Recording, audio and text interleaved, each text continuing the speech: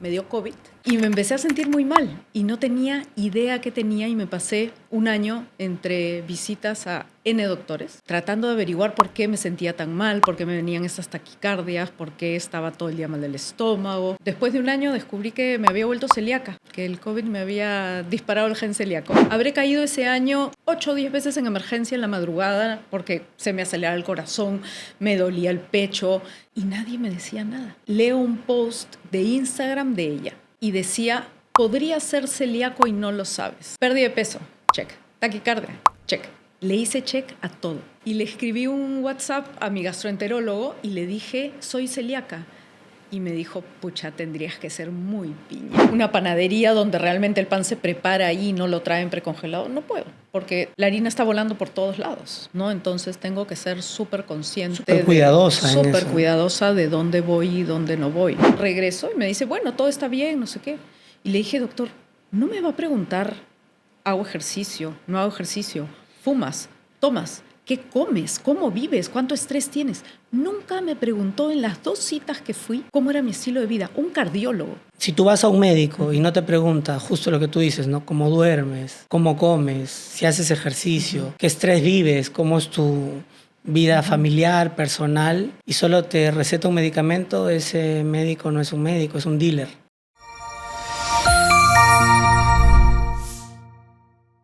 ¿Qué buscaste cuando fuiste a buscar la medicina funcional? ¿En qué estabas? ¿Cómo te sentías? ¿Cómo llegaste? Mira, sinceramente no sabía qué tenía. Me dio COVID y después del COVID me empecé a sentir pésimo. Eso quiere decir que nos conocemos unos 4 años ya, por lo Más menos. o menos, así es. Y me empecé a sentir muy mal y no tenía idea qué tenía y me pasé un año entre visitas a N doctores, tratando de averiguar por qué me sentía tan mal, por qué me venían estas taquicardias, por qué estaba todo el día mal del estómago. Y bueno, después de un año descubrí que me había vuelto celíaca, que el COVID me había disparado el gen celíaco. Y nada, y te busqué para hacer un plan de cómo vivir siendo celíaca. Es interesante lo que dices porque lo acabas de mencionar y quiero resaltarlo, que el COVID te activó el gen de la celiaquía. Y eso es muy importante porque a veces venimos con esta creencia de que el gen determina nuestro sentir, nuestros síntomas, nuestra enfermedad. Claramente durante mucho tiempo no te sentías así, No. pero el gen se activa frente a algo externo y a eso le llamamos epigenética, que hoy es lo que más tratamos de hacer entender a las personas para que conozcan, sepan, encuentren cuál es su epigenética beneficiosa y negativa y entender de que si nosotros podemos hacer esos cambios, ese rótulo de enfermedad desaparece. Exacto. Ya te das cuenta que tu genética no es lo único, ¿no? Sino es cómo lo vives, cómo estás. Y lo que hablan de la celiaquía, después que me he metido a estudiar tanto, es que se activa, pero necesitas haber vivido en un estrés crónico, ¿no? Entonces yo vivía con bastante estrés, mucho ¿Cómo trabajo. era tu vida, independientemente del COVID, claramente Ajá. que a todos nos afectó? ¿Cómo era tu vida ahora que ya tienes conocimiento? ¿Cómo es una vida saludable y cómo es una vida no tanto? Claro, o sea, yo siempre he sido saludable, deportista, todo, pero creo que no era tan consciente de, empezando por los alimentos procesados, por el manejo del estrés, ¿no? Trabajaba, mis 2 hijas eran más chicas, vivían conmigo, me encargaba de mi casa, trabajaba todo el día, entonces vivía en un estrés permanente y no me daba ese tiempo de meditar, de hacer un ejercicio que realmente te desconecte, ¿no? Ahora soy mucho más consciente de eso, antes no era. Y eso es bonito porque al final hay que reconocer a la enfermedad como una oportunidad de cambio, ¿no? Exacto. Como algo que viene a removernos y a cambiar nuestro orden para que al final la versión que sale después de la situación sea bastante mejor. ¿Cómo era tu rutina de alimentación, por ejemplo, antes de? Antes, me encanta el dulce. Muy normal, claro, ¿cierto? Totalmente normal, dulcera, llegaba cansada de mi casa de trabajar, ¿no? Me comía un postrecito, en las tardes picaba algo. Siempre Fernando, mi esposo, me decía, siempre está, que pasas por la cocina, picas algo. Ahora ya no se me ocurre. Desayuno, almuerzo y comida, ¿no? Y a veces ni desayuno. Pero siempre yo iba picando, iba comiendo, me compraba cositas, ¿no? Y no era consciente del daño que me estaba haciendo. No era consciente del azúcar, no era consciente de cómo inflama el gluten, ¿no? Y ahora en mi casa ya casi nada procesado, ya casi no hay azúcar, ¿no? Y soy mucho más consciente, en verdad. Hay momentos que, claro, vas a un restaurante y tus amigos están comiendo pizza y tú no puedes y te quieres morir, pero en verdad lo agradezco de hacerme mucho más consciente de cómo me alimento ahora y cómo me cuido, ¿no? Sí, en cuanto a la alimentación y obviamente el sometimiento que tenemos nosotros en nuestra vida de ir a 1000 por hora, creo que esa era una de las cosas trascendentes de lo tuyo que vas haciendo. Que sigue estando. Sigue estando, ok. No solo es la calidad de la comida, porque a veces nos enfocamos mucho en la calidad, ¿no? En un alimento real y no un alimento procesado o ultraprocesado, que es el peor nivel, por decirlo de una manera. Pero la velocidad también con la que comemos, ¿no? ¿Cómo, sí, ahora, ¿cómo te recuerdas?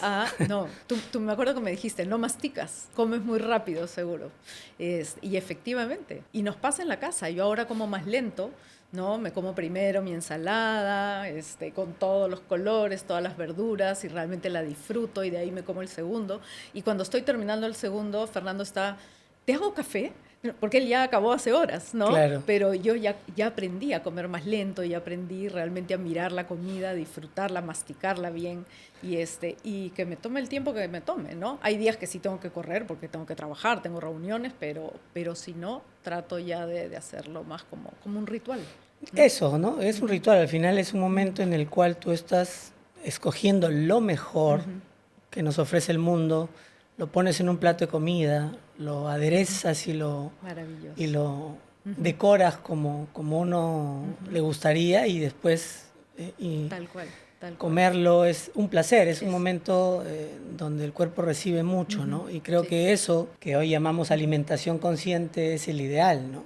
Tal cual, y además si lo miras desde el agradecimiento, ¿no? Cuánta gente que dice, odio las verduras, yo las miro y digo, me hacen bien, qué rico comerlas, ¿no? Eso, ese ritual de gratitud y de recibir esa porción de información, porque el alimento no solo es calorías, ¿no? Hay mucha información que modifica genes, así como hay genes que se prenden negativamente, hay genes que se prenden positivamente con los polifenoles, flavonoides y una serie de cosas que estén en una alimentación balanceada, ¿no? Cuando te diagnostican la celiaquía, ¿cómo fue tu primera emoción o sensación? Porque normalmente cuando uno comienza a decirle a las personas, oye, deja de comer esto, es como se les acaba el mundo, ¿no? Y creo que el concepto celiaquía es quitarnos las harinas que es tan están en todos presente lados, en nuestra alimentación. ¿Cuál fue la primera sensación? ¿Se acaba el mundo? ¿No se acaba el mundo?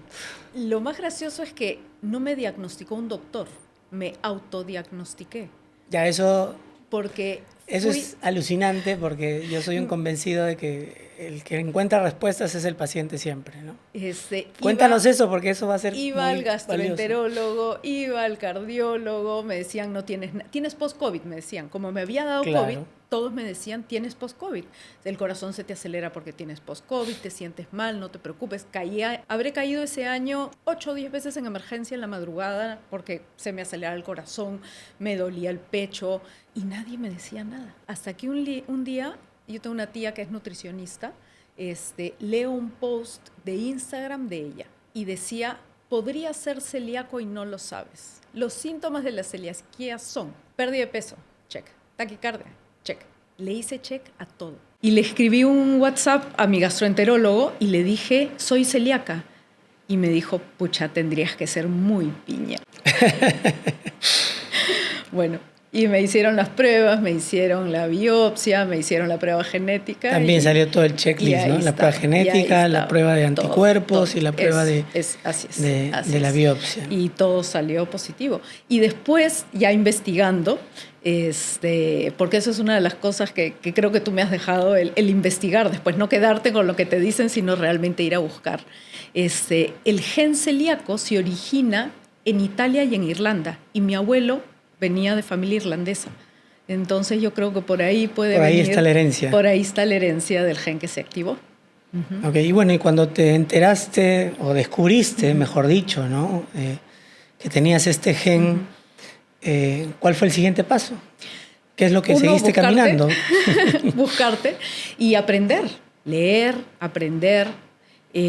A mí se me inflaman mucho los ojos, los nervios ópticos, cuando por A o B me dan gluten, ¿no? Entonces, aprender qué tiene gluten, qué no,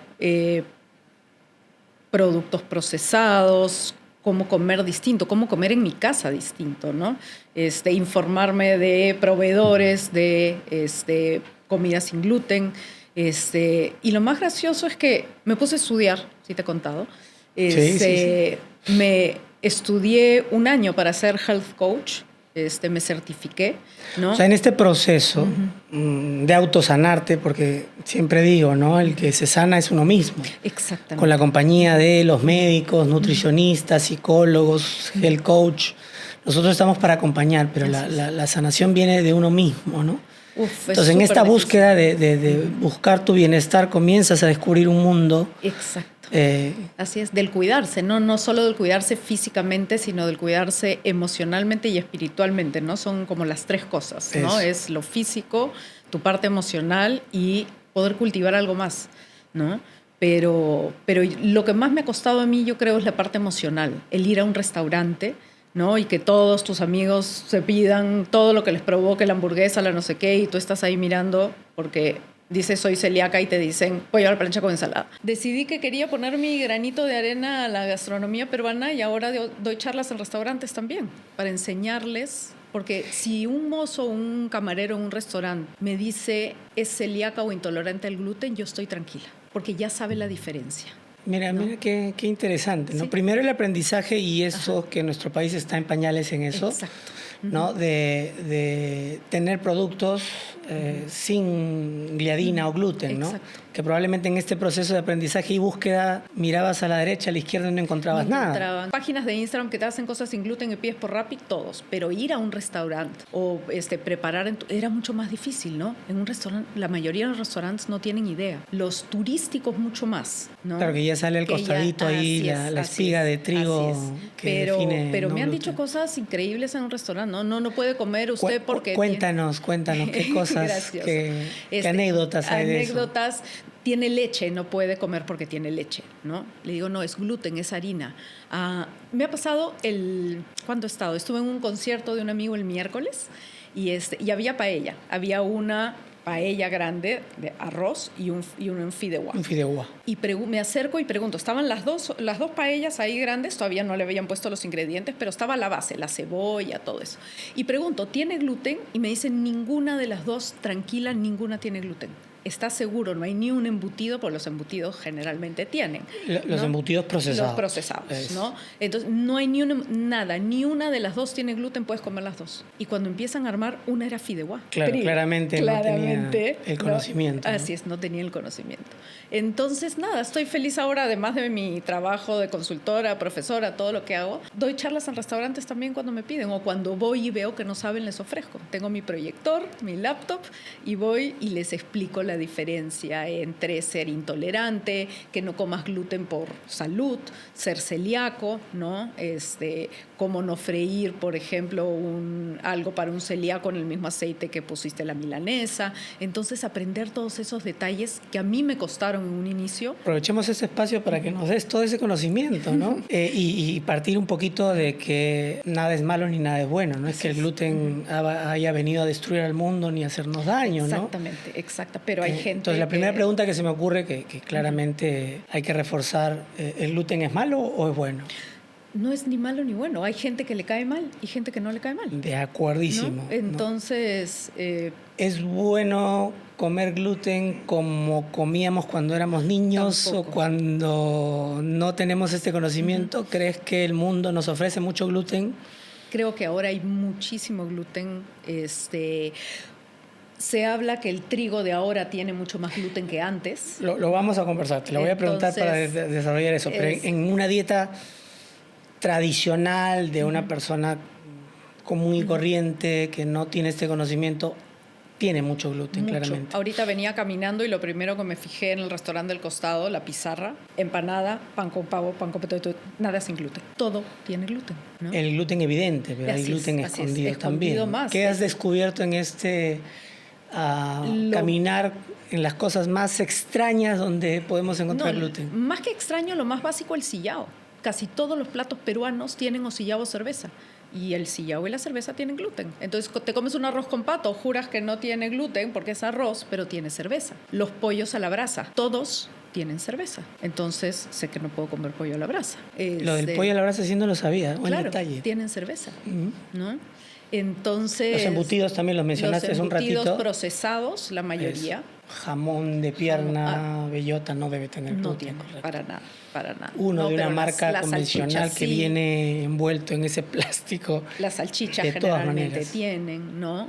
Los embutidos muy procesados. Claro, el gluten es el aglutinante. Exacto. ¿No? Entonces lo usan muchas, ¿no? En muchos preparados que no te enteras, ¿no? Y nada, si hay una persona que es, por ejemplo, intolerante al gluten o que no come gluten por decisión, no pasa nada si le fríes un pescado en el aceite donde pusiste la milanesa o la croqueta, pero a mí me fríes el pescado en ese aceite y me mandas 2 semanas sintiéndome mal. Claro, es un nivel más de... Así es, ¿no? Entonces, de que cuidado. Lo primero es que definitivamente la dieta convencional, tradicional, la del día a día, la del plato en la calle, la de la casa, tiene una cantidad importante de gluten que partamos dando alguna recomendación que es mucho, que hay que bajar ese consumo. Totalmente. Por salud, sin ni siquiera tener intolerancia, ni ser celíaco, ni tener un estado inflamatorio, sino reducir esas cantidades, ¿no? Como consejo general. Y yo me imagino que hay gente a la que el gluten le inflama más, ¿no? Por su epigenética, ¿no? Y a la gente a la que le inflama menos. Entonces cada uno tiene que ir descubriendo su cuerpo, ¿no? Y qué es lo que te afecta y qué no. ¿A quiénes le deberíamos llamar intolerantes al gluten? Hasta donde yo entiendo, el intolerante al gluten es el que cuando come gluten le afecta el estómago solamente. El celíaco, cuando come gluten, su cuerpo, al ser una enfermedad autoinmune, reacciona a todo, ¿no? A mí me da dolor de cabeza, se me inflaman los ojos por días, se me inflaman las articulaciones, me dan taquicardias. El intolerante al gluten no, solamente es como el intolerante a la lactosa, tengo entendido, ya tú explícalo, ¿no? Pero yo diría que la diferencia está en la presencia o no de un gen. Porque en todos estos años he encontrado gente que los genes salen negativos y en verdad cuando te cuentan cómo se sienten me están describiendo lo que tú sientes tal cual, ¿no? Con dolores articulares y un grado inflamatorio muy extremo, ¿no? Y va a depender que claramente la exposición de un intolerante va a ser tal vez con una capacidad de exponerse más que en tu caso, que un intolerante, vamos a decir, ¿no? Se puede comer, no sé, pues un nivel de gluten de 3 panes a la semana, digo cualquier cosa para que se entienda, y no le va a pasar nada. Pero si ya comes 5 o 6, ya se va para el otro lado. En cambio, tú te pones medio y ya estás en el tope de inflamación. Ni eso, miguitas, ¿no? Lo hueles. Claro. Sí. Y hay restaurantes que yo sé, por ejemplo, que no puedo ir. Pizzerías donde preparan ahí la pizza y la harina abuela. Una panadería donde realmente el pan se prepara ahí y no lo traen precongelado. No puedo, porque la harina está volando por todos lados, ¿no? Entonces tengo que ser súper consciente. Súper cuidadosa. Súper cuidadosa de dónde voy y dónde no voy. Lo que siempre cuento en las capacitaciones que hago en restaurantes es que yo soy la que escoge el restaurante en mi familia, en mi grupo de amigos y en los de mi trabajo. Porque siempre es dónde puedes ir a comer. De alguna manera, hoy hay más alternativas y les estás haciendo bien, así que no te sientas mal por eso. No, al contrario, no lo decía porque yo creo que los restaurantes tienen que ser mucho más conscientes ahora.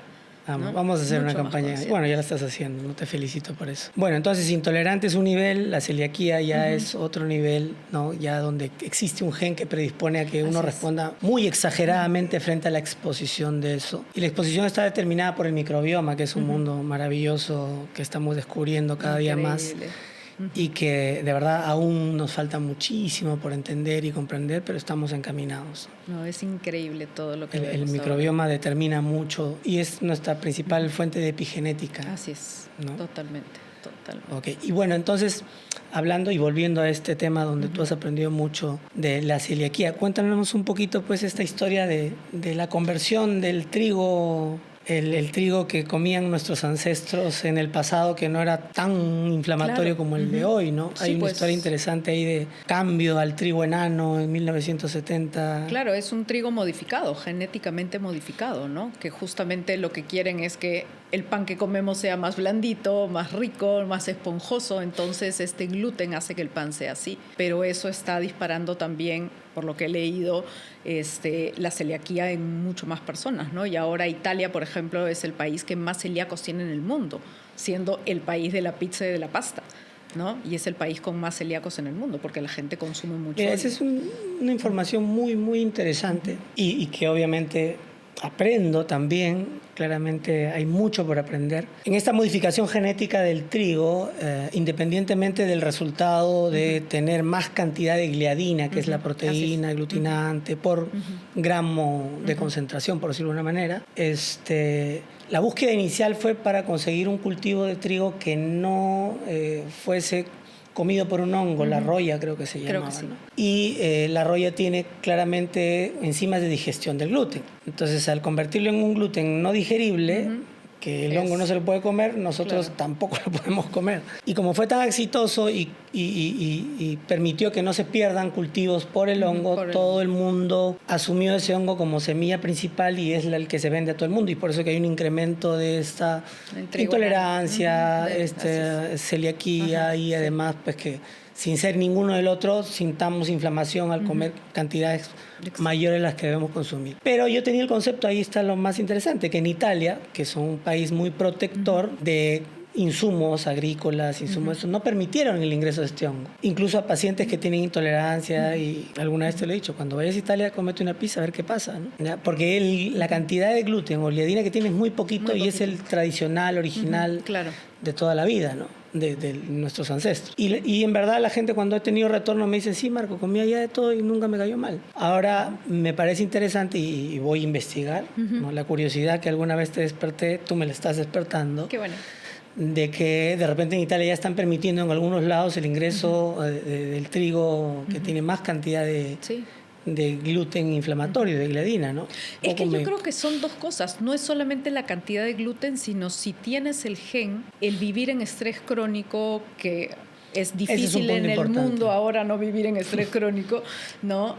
Hace que eso también se dispare, ¿no? O la cantidad de virus que hay ahora. O sea, dicen que para que se te dispare el gen celíaco es exceso de gluten, es algún virus o alguna bacteria muy fuerte que te agarra en el cuerpo que te baja las defensas, ¿no? El estrés crónico que te baja las defensas. Entonces yo creo que no es solamente el consumo la presencia excesivo. del gen y el gluten. Tiene que haber un fenómeno de activación inflamatoria que exagere tu proceso de respuesta tradicional. Tal cual. Yo creo que sí viene por ahí. Bueno, y en este proceso de aprendizaje, ¿en qué estás ahora? Cuéntanos. ¿En qué estoy ahora? En verdad, como yo soy consultora y soy profe también, veo temas de liderazgo, ¿cómo ha cambiado tu vida cultura, a raíz del gluten? Así es. Entonces, yo sigo por ahí en mi trabajo, pero tengo como side, ¿no? Que no es business, es side hobby, digamos, ¿no?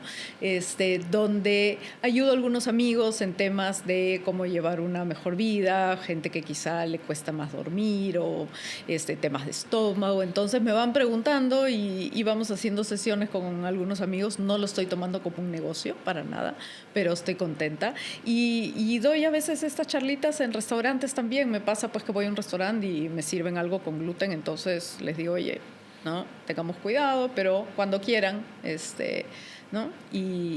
Y lo hago, la verdad que feliz, me encanta. Siento que el Perú está creciendo tanto en gastronomía y vienen turistas, ¿no? Y a mí me ha pasado, en España una vez me dieron gluten en un restaurante y te malogran el viaje. Te vas 2 semanas de vacaciones a algún lugar y te pasas una semana sintiéndote pésimo porque por error te dieron gluten.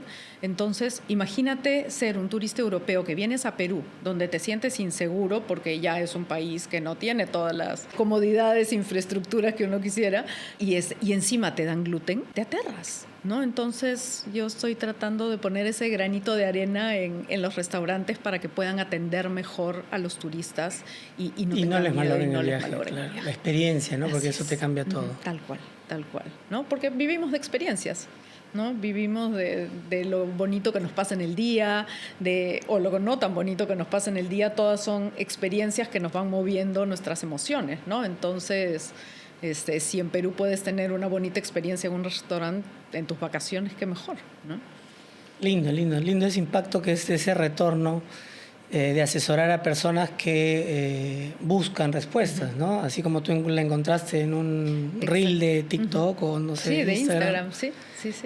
De alguna manera, no sé si ya te animaste a hacer un reel o un TikTok todavía. No, me muero de miedo, pero todos me dicen que debería. Bueno, pero tengo que algo saldrá de acá. Algo saldrá. Algún día tengo que lanzarme. Pero bueno, porque en verdad entrar a buscar es bastante trabajo y hay que hacerlo, pero si tienes alguna persona, porque yo siempre pienso y lo he escuchado y lo digo, que el que más sabe es el que ha cruzado ese camino, ¿no? Yo puedo ser médico y leer mucho de esto, pero nunca voy a saber más de lo que tú viviste y tu experiencia y tu vivencia y probablemente de todo lo que has aprendido que tú, ¿no? Así es. Y además, lo que me pasa con la gente a la que ayudo, yo no soy doctora, pero es ayudar a dar un pasito, porque uno no puede hacer un cambio completo de un día para el otro, ¿no? Entonces, oye, ¿cuál es el primer paso que puedes dar, ¿no? ¿Cómo puedes avanzar un poquito?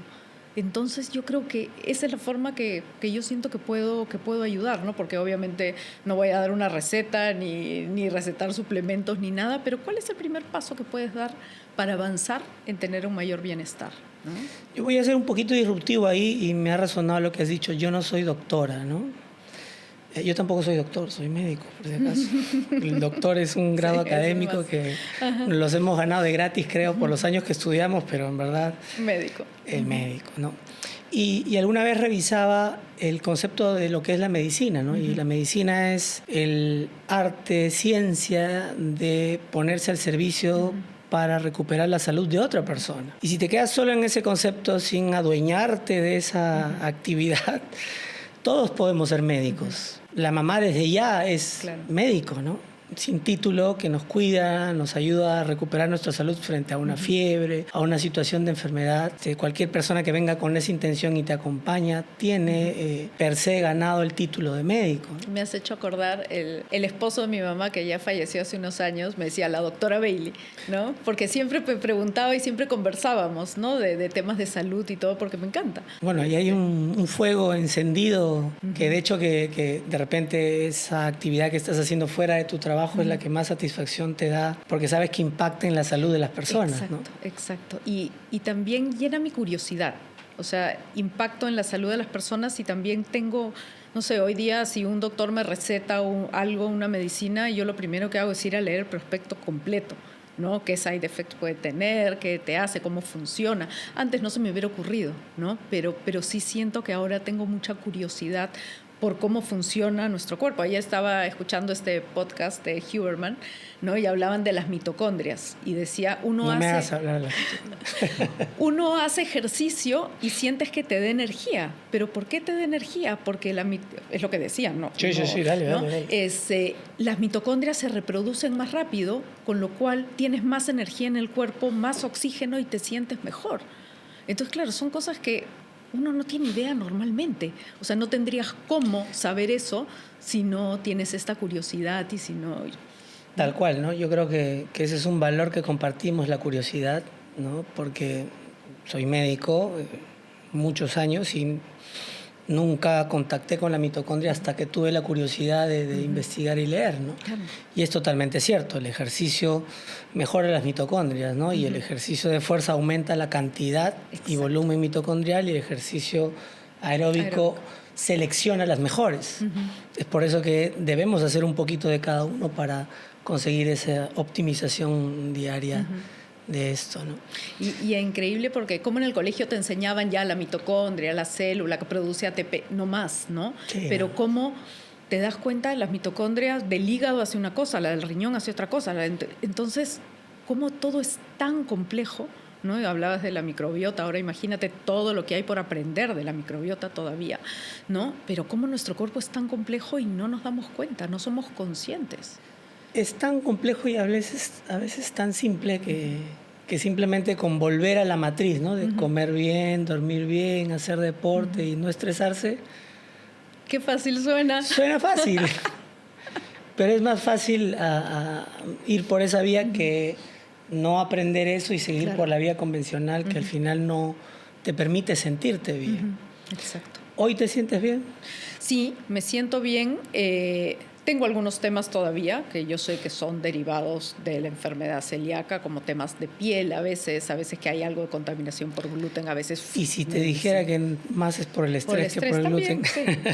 sí, gracias. ¿Me creerías o no me creerías? Totalmente. Eso me dijo el dermatólogo, ¿no? Aquí esto viene más por el estrés. Porque al final es más fácil echarle la culpa al gluten y no cambiar lo que el cuerpo nos está diciendo. Pero sí, me siento mucho mejor, estoy más ordenada, ¿no? En la semana me cuido un montón, fin de semana me tomo feliz mis vinos, me como un postre, en la semana ya sé que no como azúcar, soy súper consciente de no comer azúcar y he empezado a escuchar mi cuerpo, ¿no? Y me doy cuenta, por ejemplo, si un día no duermo bien, al día siguiente me provoca comer un queque, un pan y termino pidiendo por Rappi un quequito sin gluten o algo y te vas dando cuenta cómo va reaccionando tu cuerpo ante lo que vives, lo que sientes, ¿no? Para mí dormir mal es, pero terrible. Y tengo insomnio, ¿no? Pero sé lo que produce al día siguiente un día que no duermo bien, ¿no? Entonces, el hacerte consciente de si un día te duele la cabeza, ¿qué puede haber pasado, ¿no? ¿Qué has hecho distinto para que te duela la cabeza y empezar a aprender de uno mismo, ¿no? Porque cada cuerpo es distinto, entonces lo que te cuenta uno no necesariamente funciona en lo tuyo. Entonces, hacerte consciente de cómo está funcionando tu cuerpo para ir aprendiendo qué sí y qué no, ¿no? Esa sabiduría es alucinante, ¿no? Porque el cuerpo siempre nos habla. Nos habló desde niños y los niños son claramente reflejo de escuchar a su cuerpo, ¿no? Y a veces nosotros como padres rompemos ese mensaje, ¿no? Cuando el niño no tiene hambre y le dice, no, tienes que comer. Ya desde ahí comenzamos un poco a quebrar esa conversación que tienen nuestras vísceras con nuestro cerebro. Y saber escuchar es un reaprender y reconectar eso que es vital y fundamental para vivir, ¿no? Dormir cuando uno tiene sueño, comer cuando uno tiene hambre, ¿no? Descansar cuando el cuerpo te lo pide, ¿no? Alejarte de algo que vibras y sientes que no es para ti, o acercarte a algo que sientes que eso es lo tuyo, que te resuena, ¿no? Claro, eso es un conocimiento pues, brutal. De chicos y pierdes esa conexión con una misma, esa intuición, ¿no? Ayer justo escuchaba, decían que la digestión te quita más o menos, tú debes saber estos datos, entre el 10 y el 15% de la energía. Y si estás enfermo y no tienes hambre, ¿para qué vas a consumir esa energía digiriendo? Acá se está cayendo un mito. Ajá. Se está cayendo un mito. Enfermo que come no muere, dicen. Claro, pero decían, si no tienes hambre, no comas. Exacto. ¿No? Porque tu cuerpo está recuperándose y necesita esa energía para recuperar. La tiene que sacar de un lado para poder combatir el proceso. Entonces, aguanta un poco y come después, pero si en el momento no tienes hambre, tu cuerpo te lo está diciendo. ¿No? ¿Y cuántas veces habremos obligado a las personas? Tienes que comer. Tienes que comer, tal cual. Listo. ¿Sientes que todo este proceso te enseñó algo? El proceso de ser celíaca, por todo este proceso, ¿no? Al final fue el COVID, todo, la celiaquía y esta búsqueda. Todo, porque uno me enseñó el ser más consciente consigo mismo, con mí misma. Y también tú me dejaste la curiosidad, ¿no? Porque cuando me acuerdo las primeras veces que iba en tu blogcito, en tu hojabón, ¿no? Hacía los dibujitos y yo me quedaba pensando, wow, ¿y esto de dónde viene? Entonces llegar y empezar a leer, ¿no? Y no quedarme solamente con lo que tú me decías, sino ir un poco más allá y buscar. Entonces, el generar esa curiosidad de cómo funciona mi cuerpo, cómo es, qué me cae bien, qué me cae mal. Creo que he aprendido muchísimo y de verdad te agradezco un montón haberme generado esa curiosidad. No, yo te agradezco a ti. Generalmente, a veces los médicos no tenemos la humildad de reconocer que aprendemos más de los pacientes que de los libros. Y los grandes padres de la medicina lo mencionaban, ¿no? Tu principal libro es el paciente. Pero lamentablemente, y es una crítica con el corazón, sin ninguna afán de dañar, sino de hacer sentir de que el sistema médico de alguna manera nos somete a tener una consulta de 10 minutos, de 15 minutos, que no nos da tiempo de mirar a los ojos al paciente ni de escucharlo, ¿no? En España, ¿cómo se ha vuelto? Las consultas ahora son, creo, media hora máximo y tienes que... 10 minutos. 10 minutos. El sistema ¿sí? No, donde ya el paciente te dice por qué viene y ya estás pensando en el fármaco que le vas a recetar porque no te da tiempo de otra cosa. Y no es porque los médicos no tengan esa vocación, esa humanidad, sino que el sistema nos somete. Yo voy a cometer una infidencia, bueno, pero ya no me va a pasar nada ya. En una clínica donde trabajaba cuando recién terminé mi residencia, y entré emocionado, ¿no? Entonces, mis primeros 3 meses, pues, trabajando, dando los mejores medicamentos y buscando que el paciente esté bien y reciba lo mejor.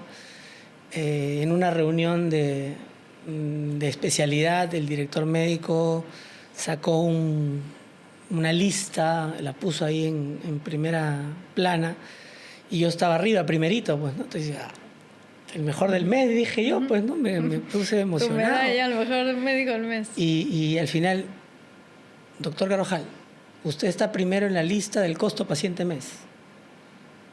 ¿No? Eso significa que era un médico muy gastador, estaba recetando mucho. Y me miró y me dijo, ¿usted quiere seguir trabajando con nosotros? Y yo, pues, en ese tiempo, chico todavía, recién empezando al mundo laboral, le dije, sí. Bueno, entonces, la próxima 3 meses tiene que estar abajo. Pues salía a no recetar o a dar Panadol nada más para todo, ¿no? Y yo te hago una pregunta. ¿Cuántas horas de nutrición recibiste en la universidad? ¿Cuántas horas? Esa es una pregunta muy interesante. El curso se llama Bioquímica y Nutrición. Eso quiere decir que en un ciclo convencional de 3 meses deberíamos aprender bioquímica y nutrición. De nutrición, si lo dividíamos, eran 2 semanas. ¿En toda la carrera? En toda la carrera. Pero no solo eso, ¿no?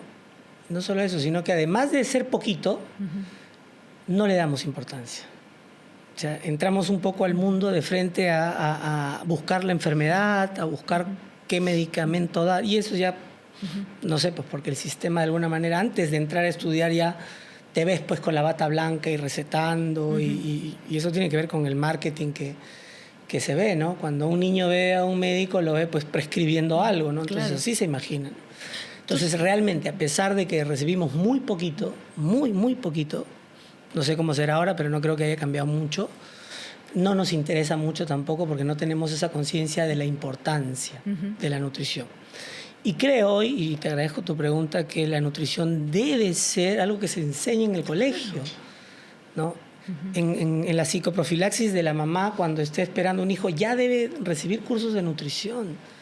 O sea, es un pilar básico de la vida, de la salud, y en verdad, como médicos somos totalmente ignorantes de la relevancia que tiene. Y somos tan torpes que cuando una persona como tú o un paciente se acerca y doctor, ¿qué como? Estoy viviendo un proceso de cáncer y puedo comer, come lo que quieras. ¿Qué come? Sé feliz. Sí, sí, ¿no? Y con una fuerza de verdad que somete a un nutricionista que está haciendo un trabajo interesante para soportar a una enfermedad como esa en un paciente, que el paciente voltea al nutricionista y le dice, el doctor me ha dicho que coma lo que quiera. Totalmente. Él es el doctor. Y tú sabes que hace un par de años me recomendaron un cardiólogo, y saqué cita con este cardiólogo en una clínica privada, y llegué y me dice, bueno, vamos a hacer todos estos exámenes, ¿no? Y nos vemos después. Y yo dije, no me preguntó nada, ¿no? Hice todos mis exámenes, regreso y me dice, bueno, todo está bien, no sé qué. Y le dije, doctor, no me va a preguntar, hago ejercicio, no hago ejercicio, fumas, tomas, ¿qué comes? ¿Cómo vives? ¿Cuánto estrés tienes? Nunca me preguntó en las 2 citas que fui cómo era mi estilo de vida, un cardiólogo, ¿no? Entonces yo decía, no puede ser. O sea, no puede un doctor solamente enfocarse en que si tienes algo físico no hay que recetarte sin saber cómo vives, ¿no? En algo tan importante como el corazón, ¿no? Que es lo que hace que todo funcione en el cuerpo, ¿no? Pero me sorprendió realmente cómo los médicos se desconectan de ese ser. Sí, en verdad, como te digo, ¿no? Es el sistema un poquito que nos corrompe un poco y saltamos de la salud y los pilares de la salud a ser prescriptores, ¿no? Así es. En algún momento hay una frase muy fuerte, ¿no? Que se le ven también en TikTok, Instagram, y lo dicen muchos médicos también, ¿no? Si tú como médico, si tú vas a un médico y no te pregunta justo lo que tú dices, ¿no? ¿Cómo duermes? cómo comes, si haces ejercicio, qué estrés vives, cómo es tu vida familiar, personal, y solo te receta un medicamento, ese médico no es un médico, es un dealer. Ah, qué gracioso, no lo había escuchado. Es un dealer, Es ¿no? un dealer. Y en verdad, ya no voy a hablar de la Big Pharma porque nos cortan la entrevista. Bueno, Ann, creo que ha sido un placer volver a verte. Igualmente, qué bueno. Volver a verte muy bien, volver a ver una luz, una sonrisa, sintiéndote bien. Sí. Siento y pienso que tal vez estás en tu mejor momento, ¿no? Porque ya se tiene sabiduría, se tiene experiencia, el cuerpo está sano, está saludable y sobre todo que estás cumpliendo un propósito, ¿no? De impactar y trasladar lo que tú viviste en beneficio de gente que tal vez vive lo mismo que tú, y no solo eso, sino impactar en la gente que sirve en este emprendimiento que tienes en dar charlas a restaurantes o centros de servicios alimentarios. No, y gracias a ti por haberme generado esa curiosidad y en verdad por aprender a escuchar mi cuerpo, ¿no? A sentir qué funciona y qué no. Eso. O sea que me quedo con esa última frase, aprender a escuchar tu cuerpo.